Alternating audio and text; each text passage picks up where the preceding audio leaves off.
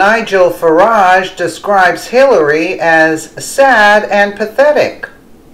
Our readers have no doubt seen the clips of failed Democrat presidential candidate Hillary Clinton coming up with dozens of reasons why she lost except for herself during her recent appearance at a technology conference in California. According to the Daily Caller, British politician, Brexit movement leader, outspoken supporter of President Donald Trump, and Fox News contributor Nigel Farage joined the Fox and Friends crew Thursday morning to discuss Clinton's comments, and let's just say that Farage didn't have much of anything nice to say about them. I don't think it's worth getting angry about Hillary, Farage said. I just think she looks sad and pathetic. There is nothing worse in life than a bad loser. Nothing worse than somebody who blames absolutely everybody else for their own failings. Let's face it, she represented an out-of-touch, out-of-date establishment, he continued. She almost appeared as if it was her right to become the president, and I'm very pleased she didn't. Hillary Clinton isn't worth getting angry over. She looks sad and pathetic. She's a bad loser. From now on, let's ignore her. That's a tweet from Fox and Friends. I tell you what, from now on, let's just ignore her, Farage said. We'll get the whole video on the bottom. According to Newsmax, Farage continued to speak about the political establishment and how its many elite members still haven't accepted the reality of Brexit and the election of President Donald Trump. They are still not reconciled to it, he said. They have had their own way for far too long. They haven't recognized that the world has changed. Farage also spoke of the work being done regarding Brexit in his home country by Prime Minister Theresa May and the challenges she faces in the upcoming June 8th general election in the United Kingdom. The outspoken British politician also addressed the Kathy Griffin severed Trump head fiasco and noted that he was glad to see much kickback, quote, against the unfunny comedian, relating it to his own experience with a British comedian who has publicly called for Farage to be stabbed, yet is still accepted by society and is even featured regularly on BBC. Farage was definitely on target when he said that Hillary Clinton looked sad and pathetic as she grasped for whatever straw she could in search for anything to blame her dismal electoral showing on. His suggestion that Americans just ignore her was also a good one, though the Democrats and their media allies are unlikely to follow it. But the country would be better off if Hillary would just go back to walking quietly in the woods around Chappaqua while Trump conservatives and Republicans attempt to fix what Clinton and her ilk have screwed up. Let's take a listen to it. Unbelievable.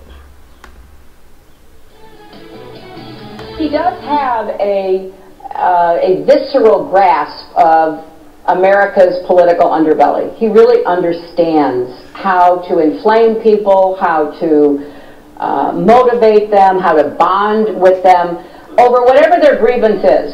You know, whatever resentment or point of anger that you may have, if he can get into it, whether it's race or sex or xenophobia or anti-Islamophobia, whatever it is.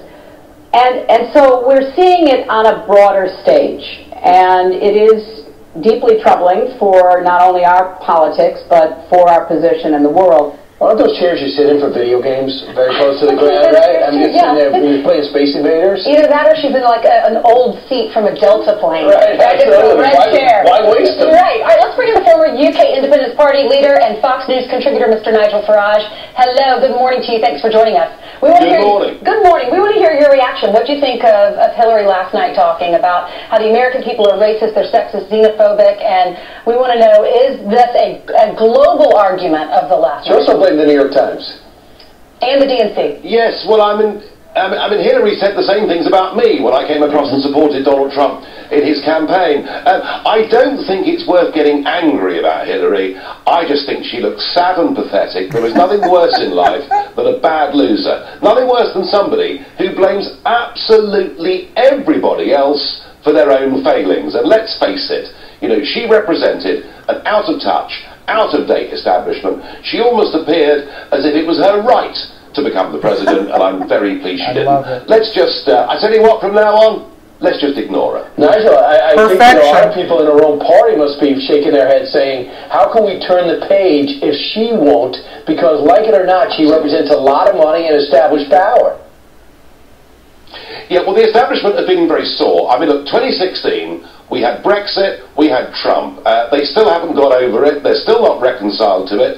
They've had it their own way for far too long. They haven't recognised that the world has changed.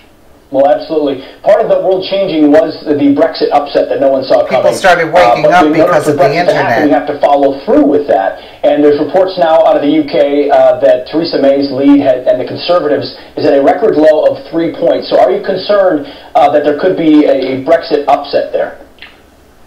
Well, Theresa May took on the agenda that I've been pushing for the last 20 years, and it was great to see a British Prime Minister making all those arguments and saying Brexit must mean Brexit. The problem is the British public didn't really know her very well, and she herself had backed Remain in the election last year. She's performed a whole series of U-turns on domestic politics, and it seems now that the more Theresa May appears on our TV screens, the less people like her. And that's the main reason why her lead's gone down. And I think what you're going to see in the last week of this campaign is a lot more of Boris Johnson and people like that, and a lot less of Theresa May. Does that surprise you? Bombing. Does it surprise you after Manchester? Because usually after an attack like that, you see a community coming together. She's been out speaking publicly about it.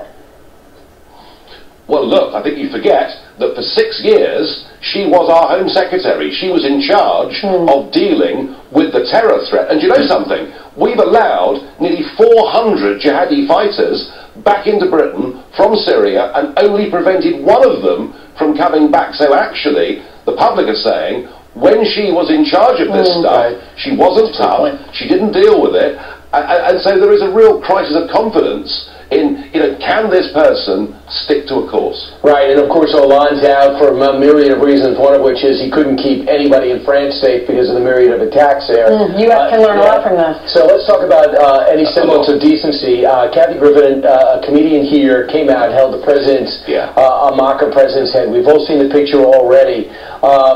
Do you think we've reached a tipping point where some degree of civility will come back in, being that both sides are so outraged by this?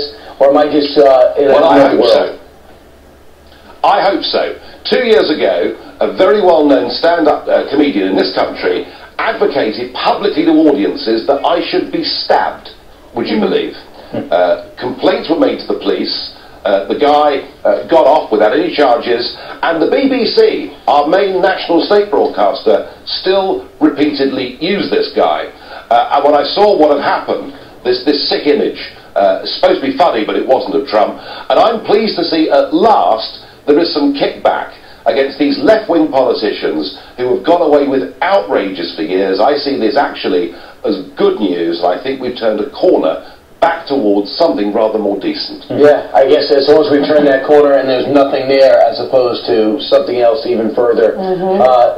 Nigel Farage, thanks so much for joining us this morning. Absolutely, absolutely. I like what he says. Sorry about that. I like what he says. Let us know what you think in the comments below, and thank you so much for watching.